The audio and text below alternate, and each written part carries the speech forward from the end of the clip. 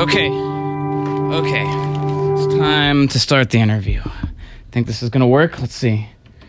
Hello, Jack? Yes, good morning. Oh, good morning. Hi, you're live on the air on WCSB Cleveland. How are you doing today? Oh, great. We're speaking with Jack Shaoul. That's the right way to pronounce your name? Yes. The writer, director, and co-star of Robot in the Family. Why don't you tell us a little bit about yourself first? You've got mail. Well, I'm an engineer, electronic engineer, but I was working for the Air Force for a couple of years, and I started in my career in the early 70s as a antique dealer, and after many years of working very hard, I decided that I can write children's stories because I keep having kids. After the 4 kids. How many kids do you have total? 4 kids. 4 kids, okay. Yeah, while they were growing up, I used to tell them bedtime stories every night. The subjects that they liked, I had to make up a story. So when my kids were younger, they had a turn. Each one used to have a turn to come up with a subject. Oh, okay. And I had to make it 10 minutes a story while they fall asleep. Yeah. And I used to record them. Oh. Yeah, and after 4, 5, 6, 7 years telling stories, I discovered that I can create bigger stories. Yeah. So one of the stories that they really liked was about this robot called Gold Digger, and I wrote like 175 page, and I reduced it until the script, 90 pages. Yeah. And I put away my in 1990. I just put away my business. Mm-hmm. And I started creating this robot, which was their favorite subject. Yeah. And you built the robot yourself, right? And I started building it, yeah. Yeah. While I was building it, I started interviewing, crew. Mm-hmm. And finally, I hired this gentleman. His name was Mark Richardson. Okay. He was supposed to be the producer, mm-hmm. and his wife became the producer, and he decided to become the director. Okay. So they took over my script. All right. And while I was continue writing the script, I was busy making this robot in the back of my shop. Yeah. Gold Digger, yeah. And it took almost 9 months to build it. Well, it's a pretty impressive robot. All the lights on it are pretty cool. It's got like 2,500 light bulbs inside. It's got all kind of mechanical moving parts. Yeah, it's one of the best robots I've seen in pictures. Now, prior to it was built with a lot of love. Yeah, and you still have the robot, right? I think you. Of course. Yes. It still lights up and stuff. Yeah. Wow. Of course. Wow. And my wife, she's an artist. She's and is right in the middle of her studio. Okay, and your wife's studio. Have you brought the robot out or had anybody wear it since the movie was made in the last 20 years or so? Well, a few times we brought a robot to some children gathering. Cool. School here and there. Oh, and they have fun with it, and it takes a lot of time to take it apart. It's got like millions of wires. Yeah, I could tell. And but right now, for the last 10 years, just sitting in my wife's studio. Okay. And looking at my wife while she paints. Give her some inspiration. It was a great project. Okay. while I was making the movie, my kids, they're all in the film. Right. I used the kids, my home. I also used my antique gallery to shoot this wonderful film. Yeah. And it took almost 2 years until from beginning to the end. Right. Yeah, I've seen on the box it says 1994 on the VHS box. Yeah. It took like so it took a few years to get released. Yeah. You know, for the first time filmmaker coming out from nowhere, it wasn't an easy task making a movie in the middle of Manhattan. I bet you had no previous filmmaking experience prior to this? Absolutely nothing. Wow. So you just kind of winged it. You hired the people you thought would be good on the crew. Like, I had a good crew, a very dedicated crew. Yeah. And they all loved the script, and they loved to work with me. I hired Joe Pantaleone, which he's a very well-known actor. He's like a brother to me today. Oh, wow. You're still friends with him, huh? We are very close. Yeah, of course. He always running to my shop. Okay, he lives in New York then? Out of blue all the time. Yeah. Yeah, he's even prior to being in Robot in the Family, he was in Risky Business and The Goonies and some pretty big movies. He's a great guy. He's a great family guy. You met him before filming, or did you meet him in the casting? Yeah, he stayed in my house. He studied me because he plays antique dealer. He plays me. He plays you, right? When I heard you on the phone last week, I was surprised. I heard the exact. He did a good job. Because it's the exact same voice of the dad in the film. Like a month. Yeah. We had a great time. John Wright Davis. Right. He's another great person. Yeah, from the Indiana Jones film. Yeah. He stayed in my house too while we were shooting in my house. Well, how long did the filmmaking? I mean, how long was the actual shooting going on for? The shooting, the whole thing took about 4 months. Okay. And we finished the film, and I took it to California, and there was few companies that wanted to buy it, and I had no experience whatsoever. And the minute you turn somebody down, they kill you. Yeah. Finally, Walt Disney heard about it, and I sent them the film, and they loved it. Yeah. And they showed it to, I don't know, a couple of thousand kids, and they had to write all kind of papers how they like it. Everybody loved it. 6 months later, they said, they right now it wasn't for them. Mm-hmm. And after that, I just was out of money, and you spent all your own money on this? I gave it to the distributor. Yeah. This guy, and there was the distributor was like Apex. Mm-hmm. He starts selling here, there, and he keeps selling me. He's selling it. Yeah. But I never saw a penny. Right. And you spent your own money on this film, right? Yeah. Yeah. Yeah. It was very interesting making it. But after it was finished, it became like a nightmare. Yeah. So anyway, the best thing about the movie, it made my kids go in that direction. So I got 3 boys, they're all filmmaker. Oh, okay. And my daughter, she's a artist, filmmaker. Wow. She's a songwriter, singer. Very cool. And they try to bring a smile on people's faces. So that was the best part. Yeah, well, the movie made me smile, and right now it's spreading around Cleveland like rapid fire. People are copying tapes for other people. People want to see this. Really? Oh yeah, yeah. I've been showing the movie since my friend found it a few weeks ago, and we've just been we just had parties and people are watching it. This movie was made with a lot of love. Yeah, I can tell. And although I didn't make any money, it was you lost some money, huh? I lost a lot of money. Yeah. Yeah, well, I think it was worth it because this is something that's going to stand the test of time. Well, I hope maybe one day somebody else will remake it. And with my script. Right. The robot is still there, and the robot is ready to go. Yeah. Awesome. Yeah.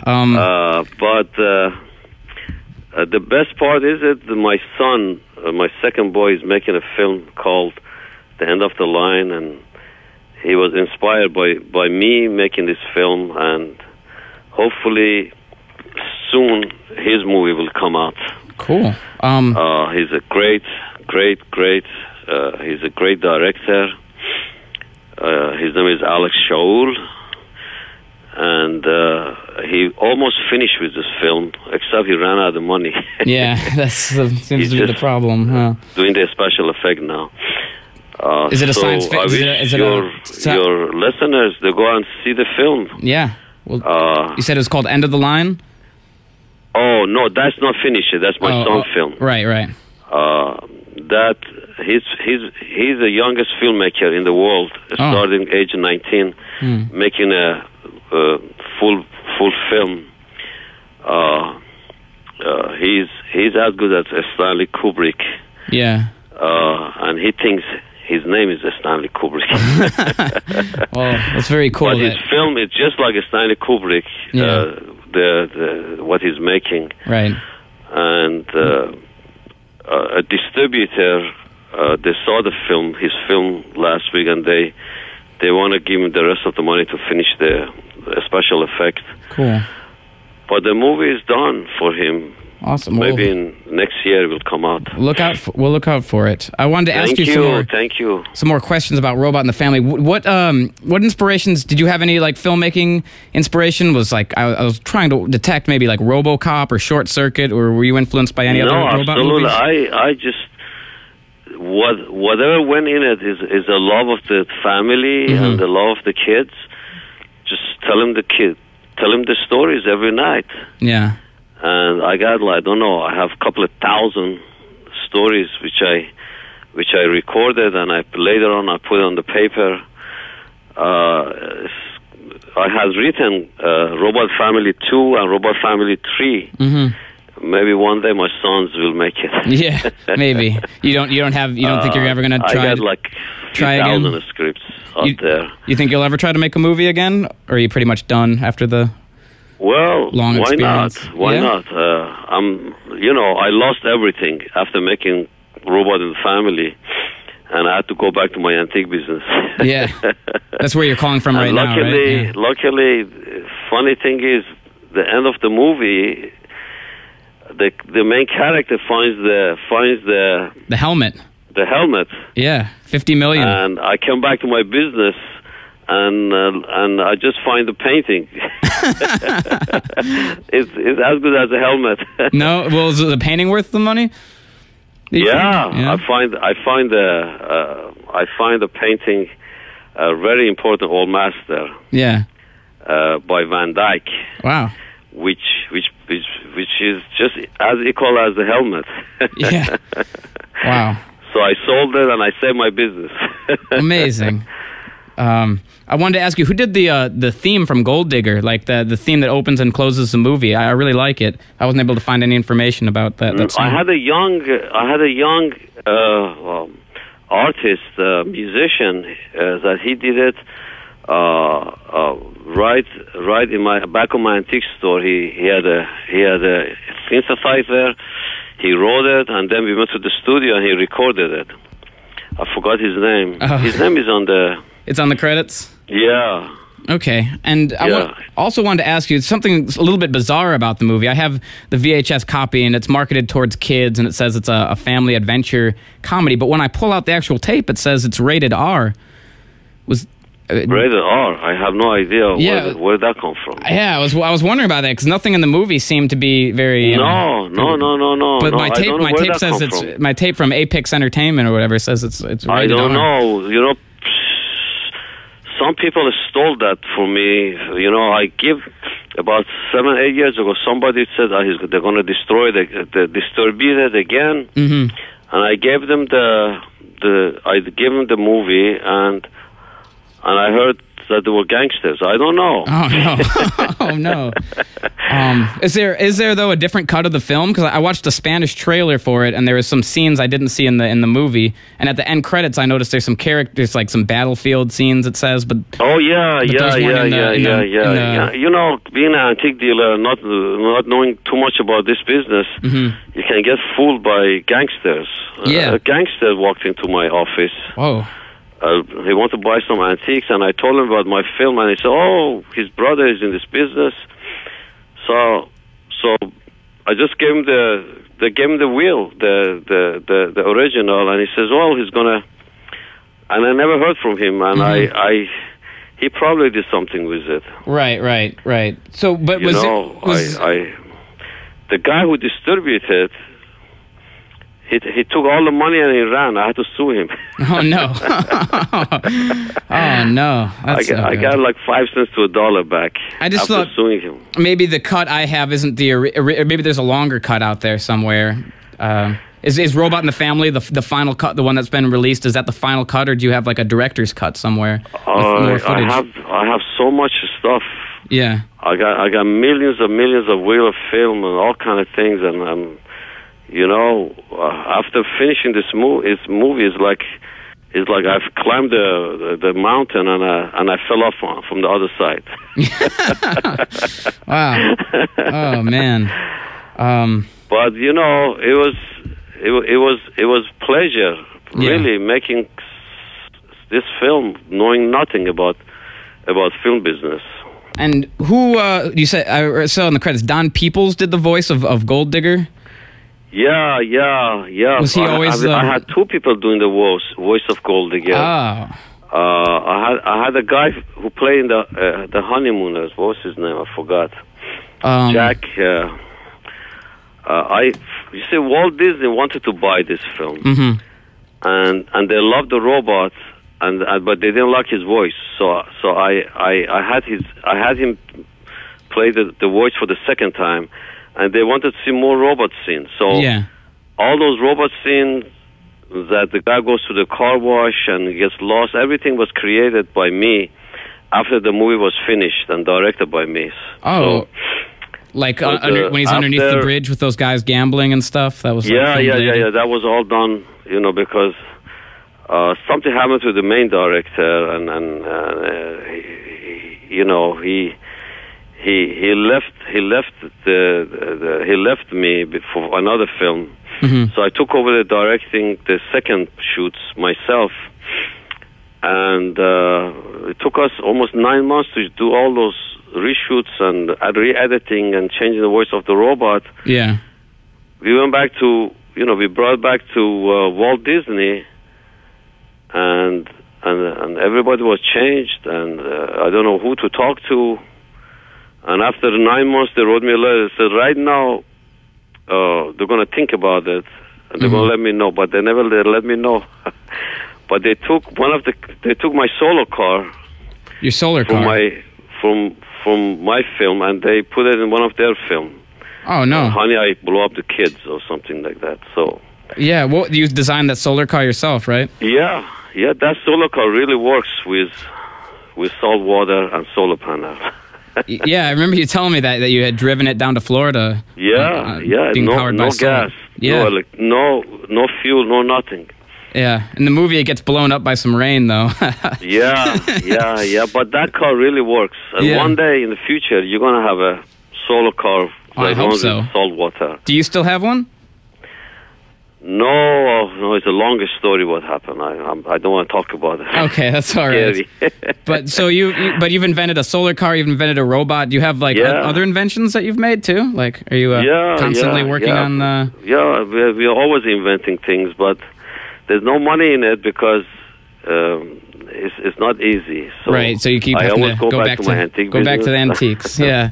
And save the day. Right, your shop's been around for a long time now, huh? Yeah, I'm around since the mid-'70s, and I'm in the Village, downtown New York. Yeah. And this neighborhood be good. It was very good to me. And I bought a couple of buildings, but because of making this robot, I had to sell them, and I lost them. You lost some buildings because of the robot? Yeah, I lost the 2 buildings. But the money went into movie, but I never got nothing back. Do you still have the movie on a film, like a master copy on reels of film or something? I have actually 2-3 versions of it. In the 2 different versions. So there's a version that hasn't been seen before with the original voice of the robot? Yeah, there's a little longer version. Oh, I'd love to see that. You should come to Cleveland and premiere it. People love it in Cleveland. We'll get lots of people out. Call my son. He will bring it down. Yeah? Okay. All right. So thank you for interviewing. If you ever need any more information. Okay, yeah. There's this movie. Just there's lots of things that I got 200-300 scripts that one day they will come up. Not when I'm around, probably later on. Yeah. They're all copyrighted, so maybe my kids or maybe my grandkids will make him. Who knows? Yeah, and your kids, all four of your kids were in the movie, right? Because they're and that's you on the box of the movie, isn't it? It looked like you. Yeah. I couldn't get Joe Pantaleone to come back. Yeah. To put him, so I put myself in. I tried to look like him because we look alike. Yeah, you do. He did a good job. Yeah, he looks a lot like you. And, Joe is. I tell you, this guy is like my brother. Yeah. He was with me for almost 3-4 months. We were like two brothers. I used to take him to the auctions all the time. That's he awesome. loves to go to antique auctions. Yeah. A lot of the movie takes place in the antiques auctions and then antique stores and stuff. Yeah, but Joe himself, he likes to go to the antique auction. He loves antiques. That's very cool. I noticed that there's 4 different actors who played the robot. How come you had so many people playing in the robot costume? Because it weighs a lot, and it's got so many wires. Oh yeah. It's once it caught in fire because there's a lot of ampere goes through him for all the light bulbs. Yeah. It's got low voltage. Thank God nothing happens. Yeah. It was. Let me tell you something. That robot. I used to work on it like 20 hours a day to just keep it together. Wow. You know, it was made of very thin brass. But what's inside, they made it heavy, so one guy wasn't enough. We have to change people constantly because it weighed a lot. If it had rained or something while you're out there, would they have been electrocuted, or was it? No. Okay, that's good. I was worried about that. No, it had low voltage. Okay, cool. All right, glad to hear. All right, well, you take care. We're gonna move on to the next show. I'm so happy you enjoyed my film. Yeah, love it. I hope whoever watches it to bring a smile on their face and they will enjoy it. Yeah, I've watched it with a multitude of people and everybody's loved it so far. It's been it was a lot of laughs with a lot of love. Yeah. Okay. It's not like the movies that they make in Hollywood. Right. Everything would make for money. This wasn't made for money. It was just made for me to prove to the world that anybody can make the movie. Right. But it has to have love. You cannot make movies to make money. It has to have love. So it was made with a lot of love and tender care. And everybody who worked on it, they worked on it from their heart. Yeah. They must have, for it to be over 2 years, like to stay with the project for that long. Yeah, they must have been really committed to the idea. Yeah, 2 years. Yeah, making a robot movie. All right. It was wonderful to work with all these people. I wish I could work with them again. I hope you will. I hope you'll make that sequel, or that somebody will, because I want more Gold Digger. I love it. I love it. All right. Thanks so much for calling and talking to us. My pleasure. All right. You have a great day. Bye-bye. Bye. Bye-bye.